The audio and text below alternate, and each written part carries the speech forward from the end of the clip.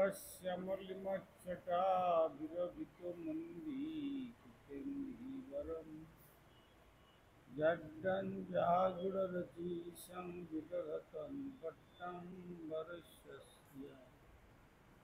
इन्दारण्यविलासीनं विलसद्धामाभिरामोदरम् श्रीराधास्कन्दनिवेशितजलभुजं harem श्रीराधादामोदरम्। ॐ नमः भगवते वासुदेवाय। श्रुतिछन्दोव्याख्या परमं ब्रह्मपूरकम् श्रुतिर्वैकुण्ठं वदति किल यद्विष्णुसदनं तद्विपञ्चन्नविरतरसिकोऽयं व्रजवनं श्रीनवद्वीपं वन्दे परमसुखदं तं श्रीमायापुरं वन्दे परमसुखदं तं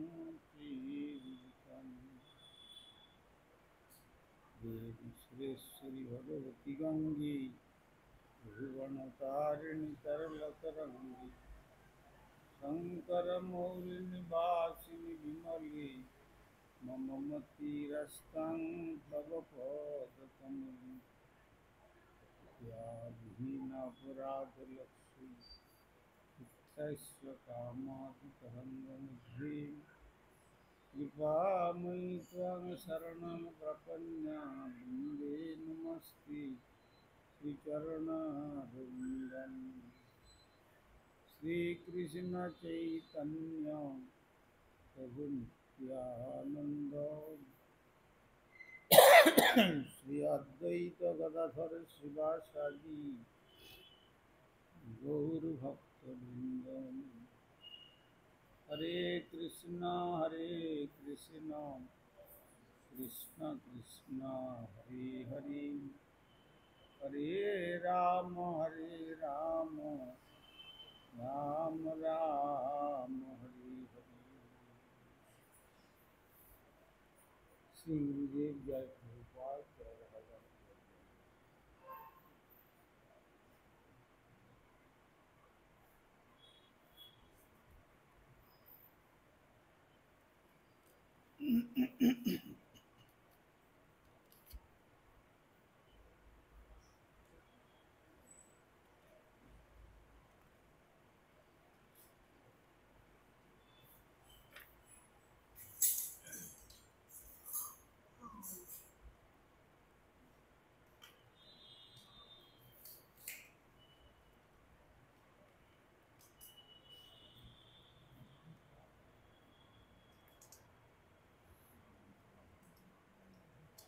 আমরা পূর্বে আস্বাদন করেছিলাম শ্রীমদ্ ভাগবত দশম স্কন্ধে চতুর্বিংশ অধ্যায়ে পঞ্চদশ সংখ্যক শ্লোকে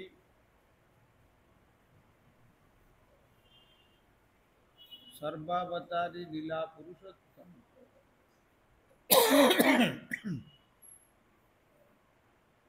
ভগবান ব্রজেন্দ্র নন্দন শ্রীকৃষ্ণ তিনি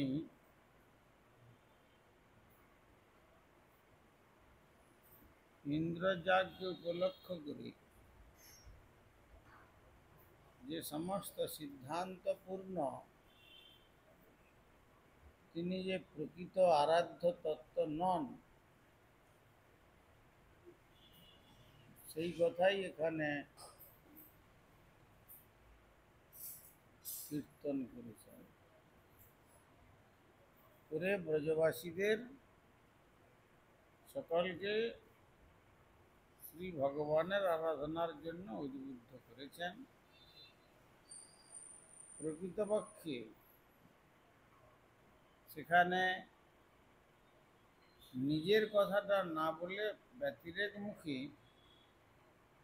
গিরিরাজ গোবর্ধনের পুজোর কথা বলেছেন কেননা তিনি সমস্ত কিছু গ্রহণ করবেন। এতদিন ধরে যে তোমরা ইন্দ্রের উদ্দেশ্যে যাগ কার্য সম্পাদন করো, ইন্দ্র কখনো এসে ভোজন করে না, বরং গিরিরাজের যদি পুজো করা যায় তাহলে গিরিরাজ সমস্ত কিছু গ্রহণ করবে।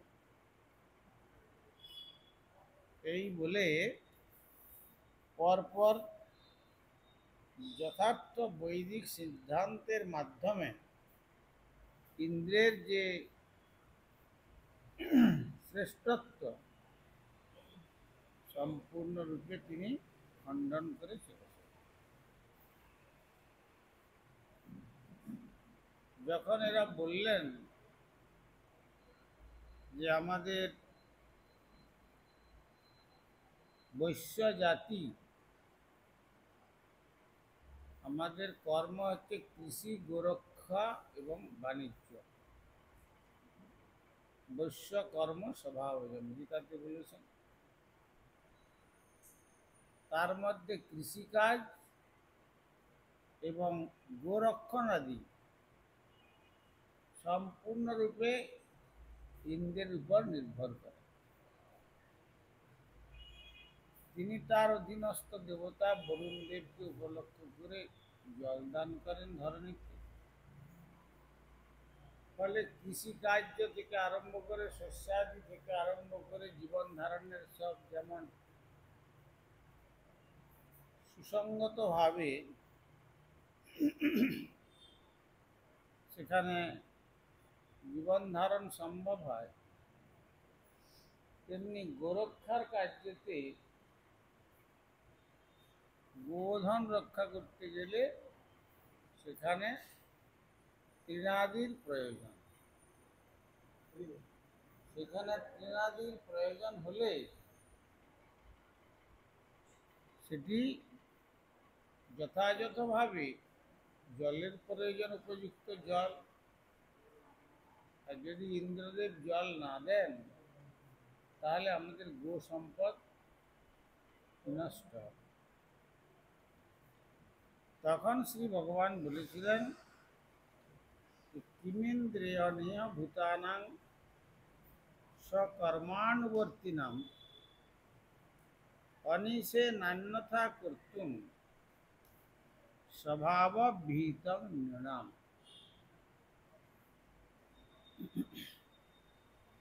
অর্থাৎ এই জগতে যে মানব, বিশেষ করে জীব জগতের মধ্যে মানবকে উপলক্ষ করে এখানে কথাটা বলছেন। কেন না, এই মানব জীবনেই কর্মফল তৈরি হয়, আবার কর্মফল ভোগ হয়। আর এই মানব জীবন ছাড়া অন্যান্য জীবনে কেবল কর্মফল ভোগ হয়। এমনকি ব্রহ্মার জীবনেও তার 100ভাবে অশ্বমেধ যজ্ঞ যদি সম্পূর্ণ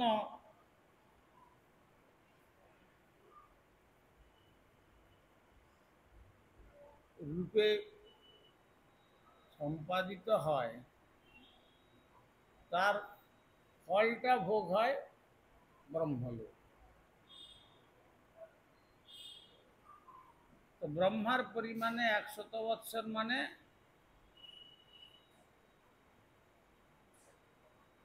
তার সেই স্থানে ভোগ।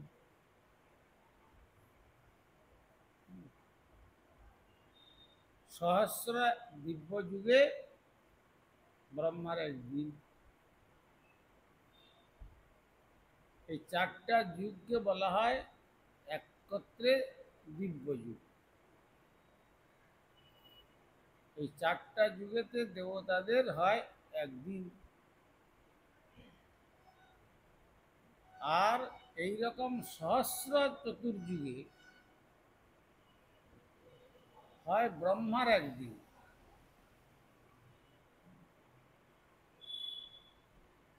আর এই প্রকারে দিন এবং রাত্রি, মাস, বৎসর, এইভাবে 100 বৎসর ব্রহ্মার কর্মফল ভোগের সময়। আর যখন তার কর্মফল শেষ হয়ে যাবে তখন আবার তাকে ব্রহ্মার পদ থেকে নামিয়ে দেওয়া হবে। তো কোন কল্পে যদি উপযুক্ত সেই রকম ব্যক্তি না থাকে তাহলে ব্রহ্মার পদ খালি থাকে না। তখন ভগবান শ্রীকৃষ্ণ নিজে একরূপে ব্রহ্মা হয়ে তার কার্য সম্পাদন করে। কেননা 100 অশ্বমেধ যজ্ঞ এবং নিখুঁতভাবে করণীয়,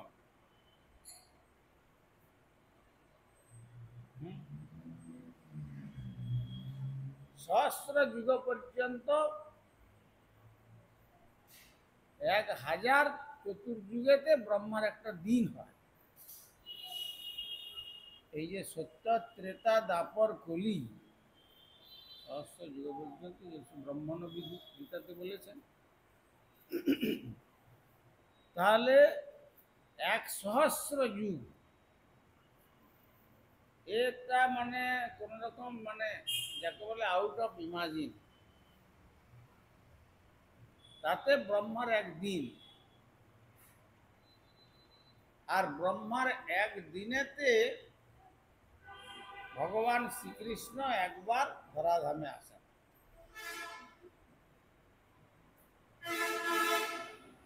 তার সময়টা কত? 1 সহস্র যুগ পর্যন্ত ব্রহ্ম। 1000 চতুর্যুগে, 1000 চতুর্যুগ মানে সত্য, ত্রেতা, দাপর, কলি। আবার সত্যযুগের পরবায়ু কতদিন? 4,00,000।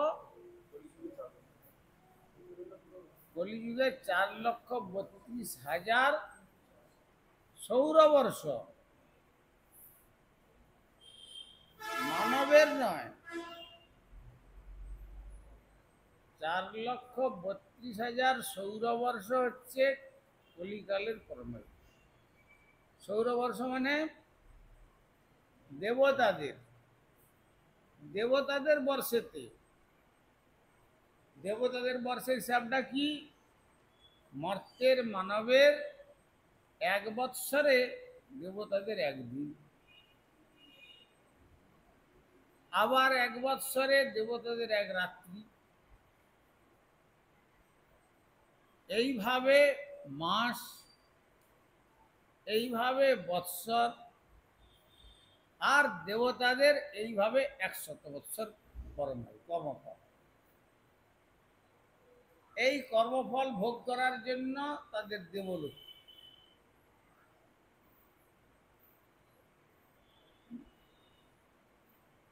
তাহলে 4,32,000 সৌরবর্ষ কলির পরমায়ু, আর দ্বাপরের এর দ্বিগুণ 8,64,000। আচ্ছা, তার 3 গুণ ত্রেতা যুগের, এবং কলির 4 গুণ পরমায়ু সত্য যুগের।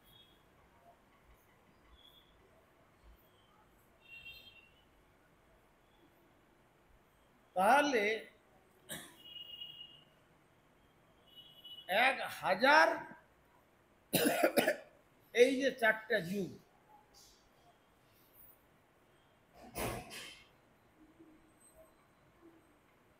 সেইটি হচ্ছে ব্রহ্মার একদিন। সহস্র যুগ পর্যন্ত গীতাতে বলেছে। তাহলে চিন্তা করা যায়। আর সেই ব্রহ্মার যে একদিনেতে ভগবান শ্রীকৃষ্ণ একবার আসেন, আর যেই দ্বাপরের শ্রীকৃষ্ণ আসেন, সেই দ্বাপর শেষ হলে কলির প্রথম সন্ধ্যায় শ্রী চৈতন্য মহাপ্রভু এই নবদ্বীপ মায়াপুরে অবতীর্ণ।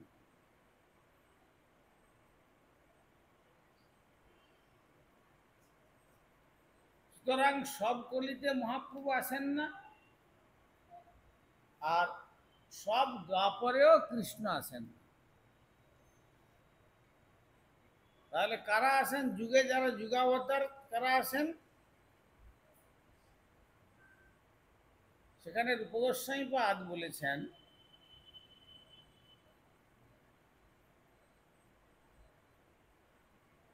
কথ্যতে বর্ণনামাভ্যাং শুক্ল সত্যযুগে হরি, রক্ত শ্যাম ক্রমাৎ কৃষ্ণ, ত্রেতায়াং দ্বাপরে কলি। এরা হচ্ছেন 4 যুগের যুগাবতার।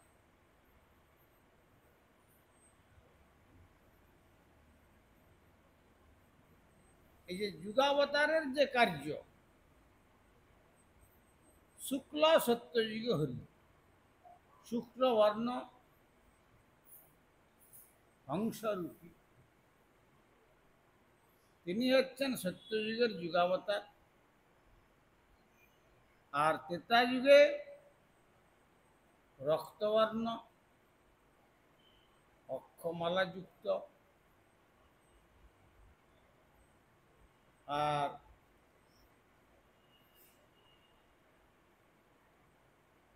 আর হচ্ছেন দ্বাপরে শুক্ল রক্তস্তথা না, কথ্যতে বর্ণনামাভ্যাম শুক্ল সত্যযুগে হরি, রক্ত শ্যাম তথা কৃষ্ণ, ত্রেতায়াং দ্বাপরে কলু। রক্তবর্ণ, শ্যামবর্ণ, কৃষ্ণবর্ণ। রক্তবর্ণ ত্রেতাতে, আর দ্বাপরে হচ্ছে শ্যামবর্ণ, আর কলিতে হচ্ছেন কৃষ্ণবর্ণ। এরা হচ্ছেন যুগাবতার। এরা প্রত্যেক যুগেতে যুগাবতারের কার্য সম্পাদন করে। কিন্তু যখন ব্রহ্মার একদিনেতে শেষে, একদিনের শেষে যখন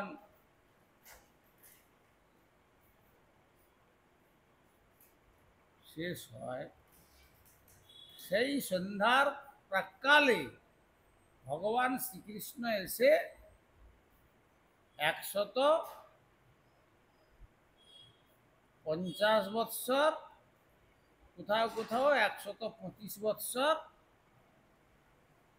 এখানে তিনি বৃন্দাবন লীলা থেকে মথুরা লীলা করে, আর দ্বারকা লীলা শেষ করে কুরুক্ষেত্রের কৌরব পাণ্ডব বংশকে অবলম্বন করে কুরুক্ষেত্রে যুদ্ধ করে ব্যস্ত।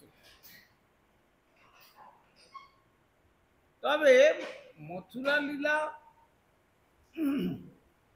আর কুরুক্ষেত্রের বা দ্বারকা লীলা, সেখানে কোথাও কোথাও গোস্বামীপাদগণ বলেছেন এটিও যুগাবতারের কার্য।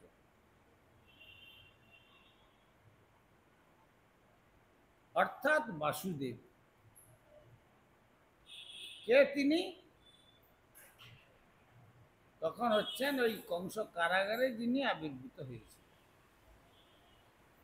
চতুর্ভুজ। বসুদেব সুত লীন ঘনে সৌদামিনী যথা।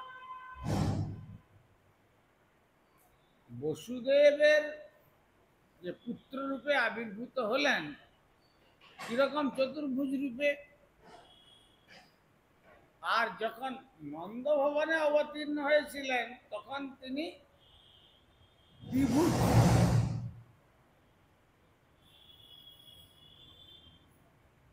আর যখন কংস কারাগার থেকে যোগমায়ার দ্বারা সেখানে যমুনা অতিক্রম করে তিনি নন্দালয়ে এলেন, যখন নন্দালয়ে এসে যশোবতীর বিছানাতে যখন ওই বাসুদেব অর্থাৎ বসুদেবের পুত্র বাসুদেবকে ছেড়ে দিলেন, তখন বসুদেব সুত লীন ঘনে সৌদামিনী যথা, অর্থাৎ যেমন নবমেঘেতে বিদ্যুৎ চমকালে কিরকম হয়, যেন মনে হলো মেঘটা দ্বিখণ্ডিত হয়ে গেল, তারপরে যায় যেমন মিলিয়ে যায় একসঙ্গে, তেমনি নন্দনন্দনে বসুদেব নন্দন বাসুদেব লীন হয়ে গেল।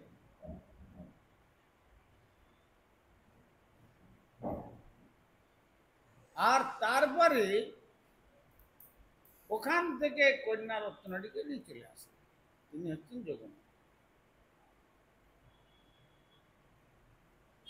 তাহলে সেখানে যশোমতী দুইটি, একটি কন্যারত্ন আর একটি সন্তান রত্ন প্রসব করেছিলেন। সেই কন্যাটি হচ্ছেন যোগমায়া।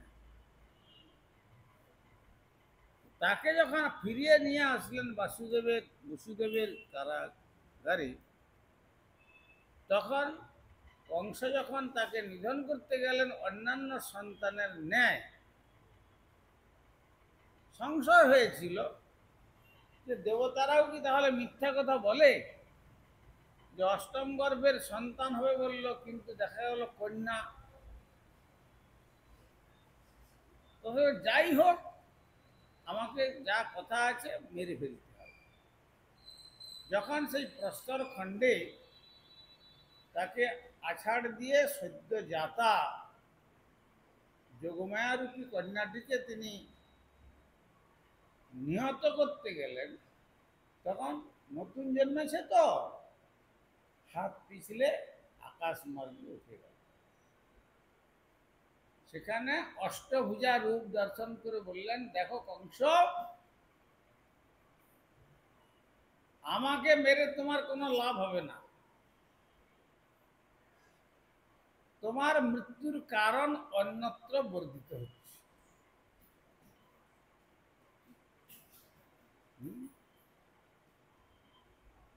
তো তাহলে আবার যখন তিনি ওই অসুর মারণাদি কার্য তো কৃষ্ণের নয়, যখন কংস তাকে আমন্ত্রণ পাঠালেন মামা ভাগনা সম্পর্ক করে, কাকে পাঠালেন?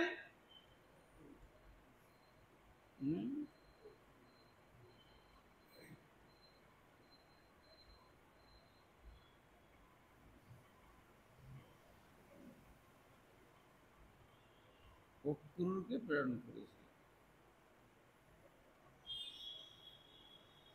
আর কেননা অক্রুর ছিলেন ভক্ত, আর কংস হচ্ছে সর্বক্ষণ আসুরিক স্বভাব সম্পন্ন। কেননা কংসের জন্মটা আসুরিক শক্তির দ্বারা হয়েছিল।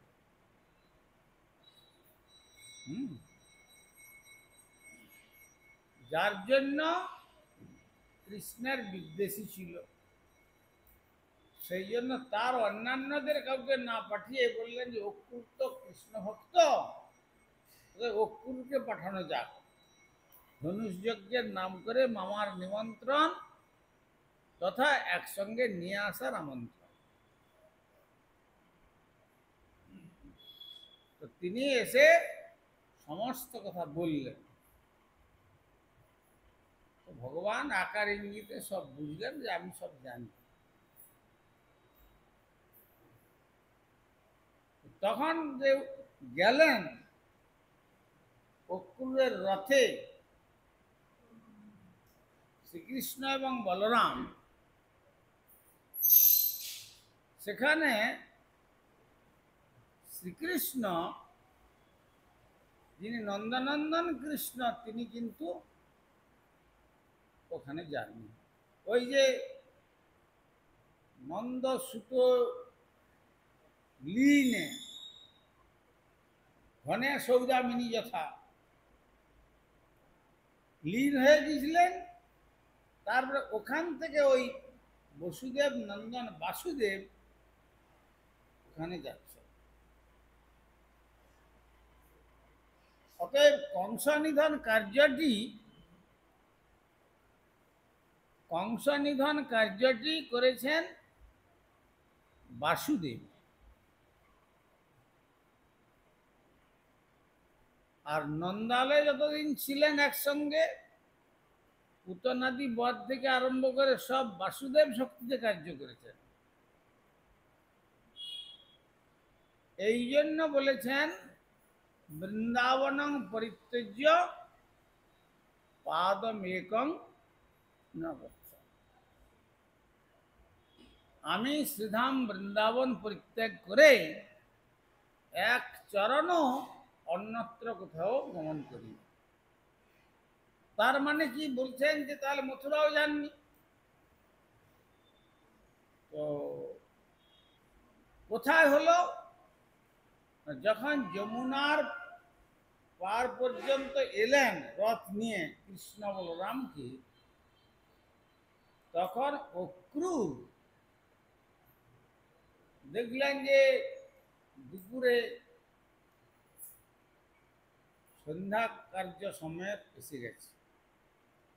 তখন উনি আকণ্ঠ যমুনার জলে দাঁড়িয়ে আর গায়ত্রী আদি মন্ত্র জপ করছিলেন। জপ করতে গিয়ে তিনি দেখতে পেলেন যে যমুনার জলে কৃষ্ণ।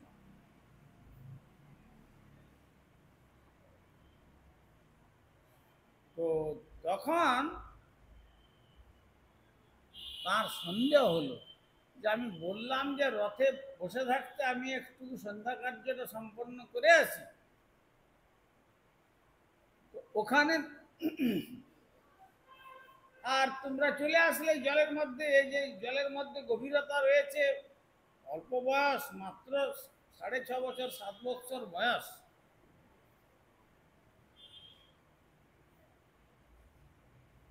তখন দেখলেন যে কি করে এইটুকু সময়ের মধ্যে এলো। রথের দিকে যখন তাকিয়ে দেখেন তখন দেখছেন রথে বসে আছেন, আর যখন যমুনার দিকে তাকাচ্ছেন তখন দেখছেন যমুনার জলে। এই সংশয় হওয়ার জন্য তখন জিজ্ঞাসা করলেন অক্রূর যে কি তোমাদের কি অভিপ্রায়টা কি?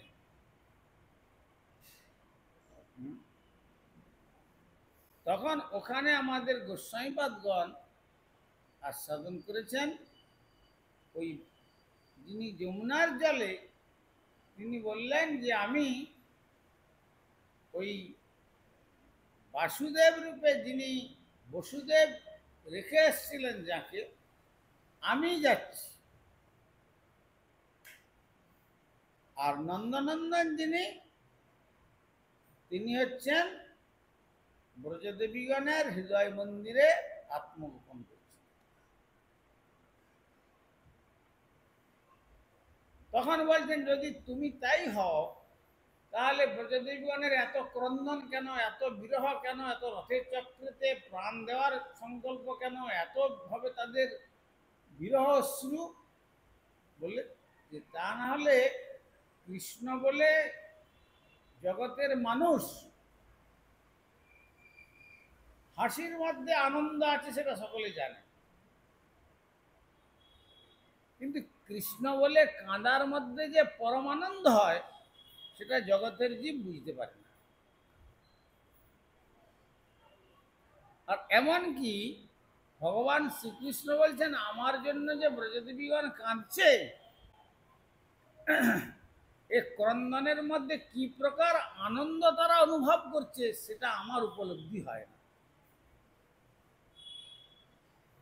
এই জন্য ব্রজভক্তিতে ন পারয়ং নিরবধ্য সংযুজাম, কৃষ্ণ স্বীকার করেছেন আমি তোমাদের ঋণ পরিশোধ করতে পারলাম।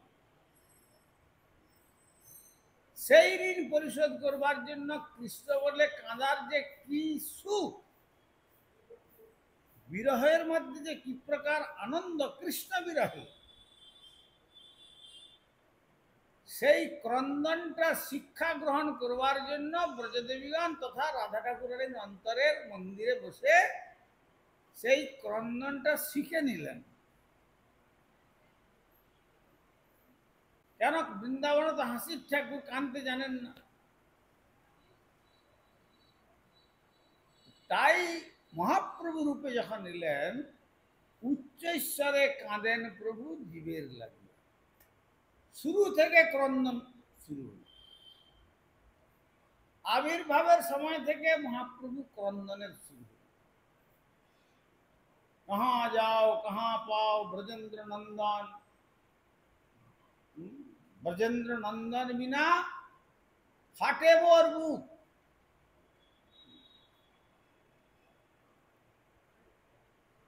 কে জানে আমার দুঃখ, এইভাবে বলছেন। কাহারে বা কহিব কথা, আমার এই মনের দুঃখের কথা, ব্রজেন্দ্র নন্দন বিনা ফাটে মোর বুক।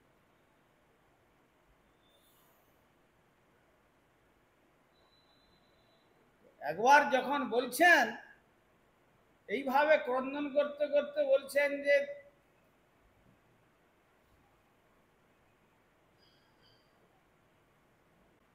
শ্রী নিত্যানন্দ প্রভু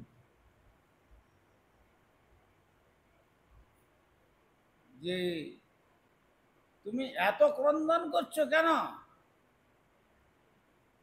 কৃষ্ণ তো তোমার অন্তরেই আছেন, অন্তর কৃষ্ণ বহির্গৌর। তখন তার নিজের বুককে নিজে ফাড়বার জন্য যাচ্ছে।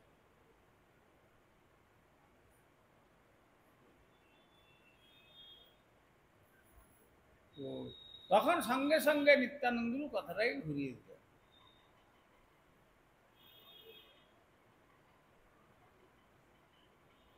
বৃন্দাবন লীলাতে সম্ভোগ আর বৃন্দাবনের যে ঔদার্য প্রকোষ্ঠ সেখানে রয়েছে বিপ্রলম্ব। কেন ন বিনা বিপ্রলম্বে ন সম্ভোগ পুষ্টিমস্মৃতে, বিপ্রলম্ব ছাড়া বিরহ ছাড়া কখনো সম্ভোগ লীলা পুষ্টি লাভ করে না। তাই বৃন্দাবনের যে অপূরণীয় আস্বাদন, স্বরূপ রামানন্দ সনে মহাপ্রভু রাত্রি দিনে সেই লীলা করে আস্বাদন। কোথায়? পুরুষোত্তম ক্ষেত্রে সেই গম্ভীরারতি সংকীর্ণ স্থানে বসে তিনি স্বরূপ এবং রায় রামানন্দ, স্বরূপ দামোদর, রায় রামানন্দ। রায় রামানন্দ কে ছিলেন? বিশাখা সখী।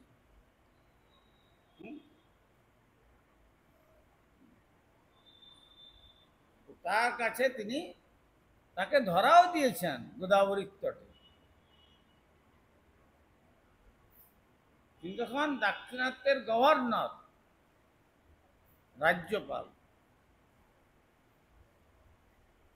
গোদাবরীতে আসছেন, হাতি ঘোড়া এই সৈন্য সামন্ত বাদ্য বাজনা নিয়ে গোদাবরীতে স্নান করতে,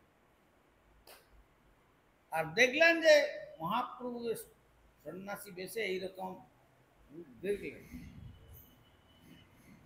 আর দেখে যখন মহাপ্রভুর কাছে গেলেন তখন মহাপ্রভু তাকে আলিঙ্গন করছেন আর উভয়ে ক্রন্দন করছেন। তখন প্রজারা বুঝতে পারছে না যে কি হলো, আজকে আমাদের গভর্নরের এই দশা। তখন সেই সমস্ত দেখে বললেন যে আচ্ছা এখন এই পর্যন্ত, তুমি সন্ধ্যায় এসো একান্তে, আমরা কিছু আস্বাদন করি। তখন কথোপকথন প্রসঙ্গে যখন ব্রজের কথা আস্বাদন হচ্ছে, তখন রায় রামানন্দ কি বললেন এবং কি দেখলেন? পহিলে দেখিল তোমা সন্ন্যাসী স্বরূপ। প্রথমেই আমি তোমাকে দেখলাম তুমি একজন সন্ন্যাসী, গৈরিক বসন পরিধান করেছ, আর আজন লম্বিত ভূত, স্বর্ণকান্তি, অতি সুন্দর মনোরম রূপ। আর এখন দেখতে পাচ্ছি শ্যাম গোপর, ব্রজেন্দ্র নন্দন শ্যাম সুন্দর রূপে দেখতে পাচ্ছি। কোথায় তোমার সেই স্বর্ণকান্তি, কোথায় সেই গৈরিক বসন, কোথায় সন্ন্যাস বেশ, তা বুঝতে পারছি। আবার তাহার পশ্চাতে দেখিয়া কাঞ্চন পঞ্চালিকা, তার পশ্চাতে দেখতে পাচ্ছি একজন একবারে কাঁচা সোনা গললে যেমন রূপ হয়, সেই রকম একজন রূপযৌবন সম্পন্না প্রমোদা ষোড়শাকৃতি, এইরকম একজন রূপবতীকে দেখতে পাচ্ছি। পहिले দেখিলু তোমার সন্ন্যাসী স্বরূপ, এবে দেখি শ্যাম গোপরূপ, তাহার পশ্চাতে দেখিয়া কাঞ্চন পঞ্চালিকা, আবার তারপরে দেখছি তার অঙ্গ কান্তিতে তোমার সর্ব অঙ্গ ঢাকা। কি রহস্য? তুমি এই সমস্ত কিছু গোপন না করে আমাকে মোর আগে কোনো তুমি ভাব নাহি করা চুরি, আর আমার পাশে তুমি সব তোমার ছাড়ো ভারী ভুরি, ওসব ছেড়ে দিয়ে আমাকে গোপন না করে তুমি প্রকৃত কে সত্যি কথা আমাকে বলো। তখন মহাপ্রভু দেখালেন কি, তবে হাসি দেখাইলা আপন স্বরূপ, রসরাজ মহাভাব দুইয়া। রসরাজ রসিক শেখর ব্রজেন্দ্রনন্দন শ্রীকৃষ্ণ, আর মহাভাবময়ী বৃষভানু রাধা ঠাকুরানী, তিনি হচ্ছেন রাধা ঠাকুরানী, দুই এক রূপ, অর্থাৎ দেকাত্মানাম দেহ ভেদং গতৌতৌ চৈতন্যাক্ষং প্রকটমধুনা তদ্বয়ম চক্রমাপ্তম রাধা ভাব দ্যুতিসুবলিতং নৌমি কৃষ্ণ। এই বলে গোস্বামীপাদ প্রমাণ করছেন। তাহলে মহাপ্রভুকে রাধারানী এবং কৃষ্ণের ভাবেতে মহাপ্রভু, অর্থাৎ রাধারানী মণ্ডিত, রাধা মণ্ডিত শ্যাম, তখন তিনি হচ্ছেন গৌর সুন্দর। আর যখন শ্যামমণ্ডিত রাধা, অর্থাৎ শ্যামের মোড়কে অন্তরে রাধারানী, বাইরে শ্যাম সুন্দর, তখন তিনি হলেন শ্রী জগন্নাথ।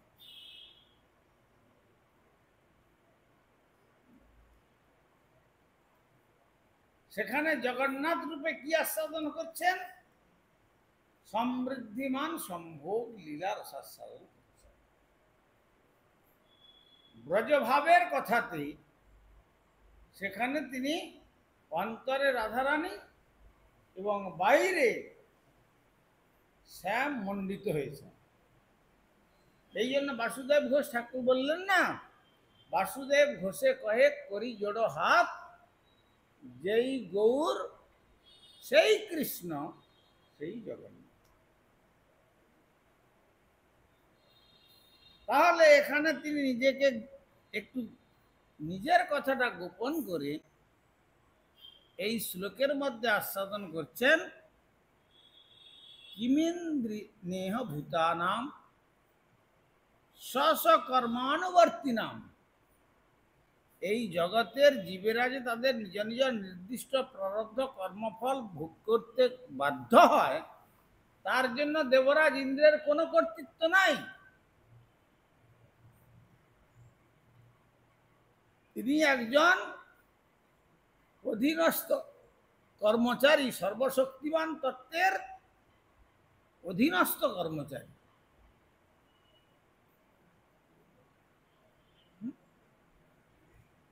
আর যেহেতু মানুষের স্বভাবজাত ভাগ্য, স্বভাবের যে ভাগ্যটা কর্মফল, এর ইন্দ্রের পরিবর্তন করার কোনো ক্ষমতা নেই।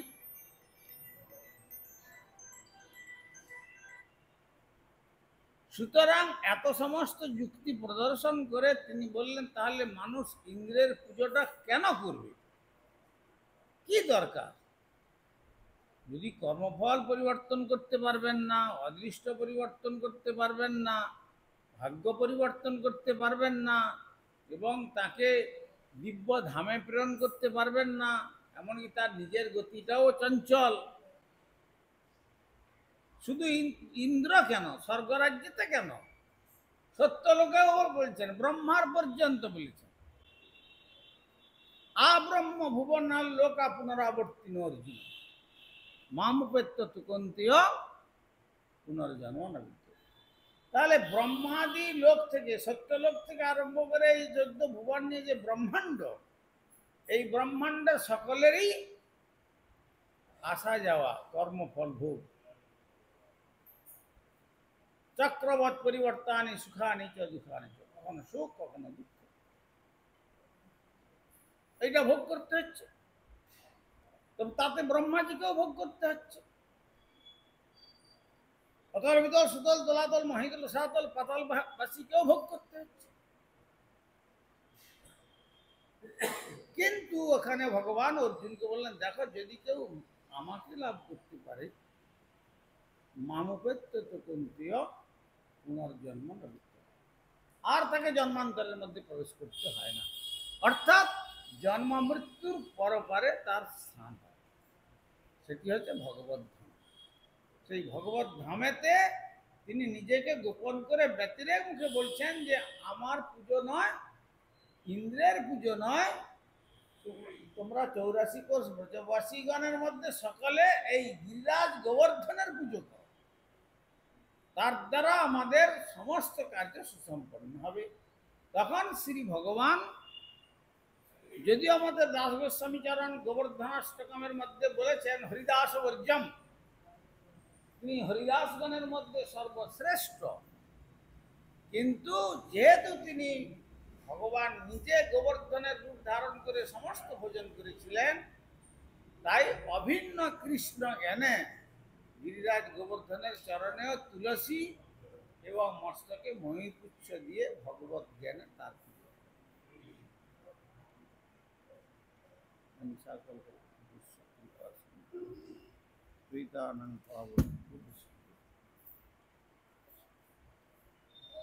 হরিহরায় নম কৃষ্ণ যাদবায় নম, হরিহরায় আর যাদবায় মাধবায় কেশবায় নম,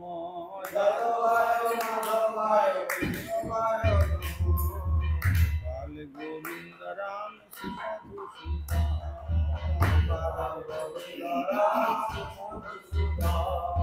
আর গিরিধারী গোপীনাথ মদন মোহন,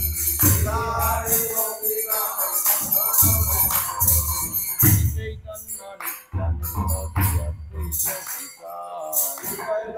নিত্যানন্দ শ্রী গুরু বৈষ্ণব ভাগবত গীতা,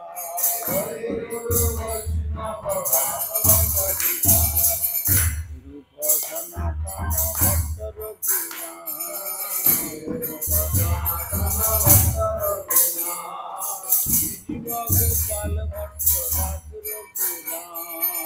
জীব গোপাল ভট্ট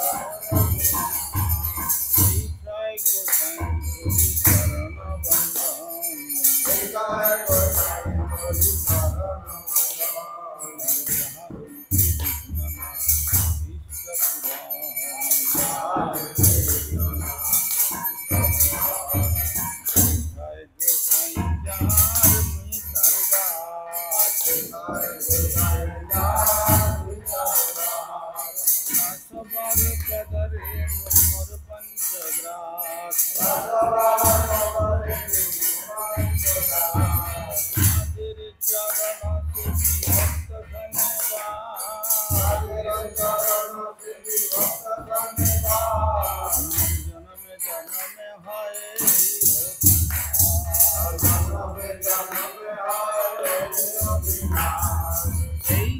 गोसाई जबे ब्रज कोइला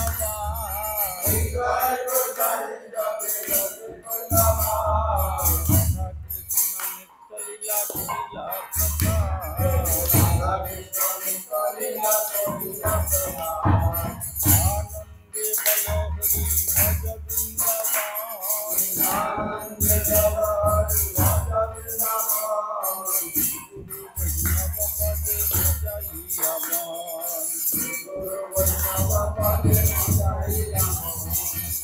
गुरु वैष्णव पाद पद्म करिया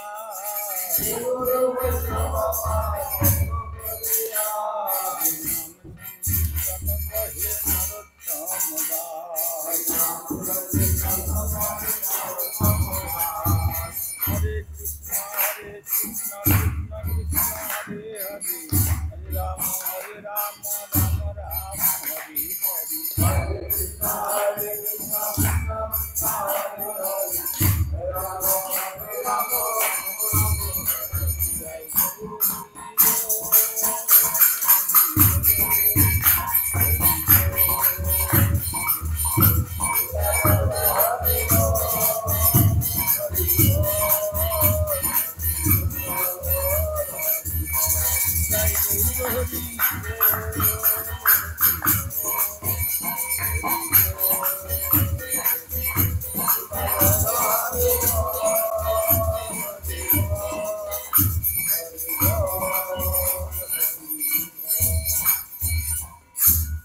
श्री गुरु गौरांग गंधर्विका गिरिधारी श्री राधा गोविंद गोपीनाथ मदन मोहन श्री जगन्नाथ बलदेव सुभद्रा श्री श्री राधा राधारमन देव रामेश्वर श्री गौर सुंदर श्री जगन्नाथ देव श्री गिरिराज महाराज श्री राधा दामोदर जीव अंतराज श्रीमद भागवतम तुलसी महारानी तथा छंदकालीन भगवत अधिवेशन महामहोत्सव परमाराध्य श्री गुरुपाद पद्म विष्णुपाद श्रीष्माद भक्ति कुमुद संत गोस्वामी ठाकुर की जय जगत गुरु श्रील प्रभुपाद भक्ति सिद्धांत सरस्वती गोस्वामी ठाकुर की जय सपार सद सचिनंदन श्री गौर सुंदर की जय सपार सद श्रील प्रभुपाद की जय श्री रूपानुग गुरुवर्ग की जय ग्रंथराज श्रीमद भागवतम की जय श्रोता भक्त वृंद की जय श्री श्री निताई गौर प्रेमानंद हरि हरि बोल।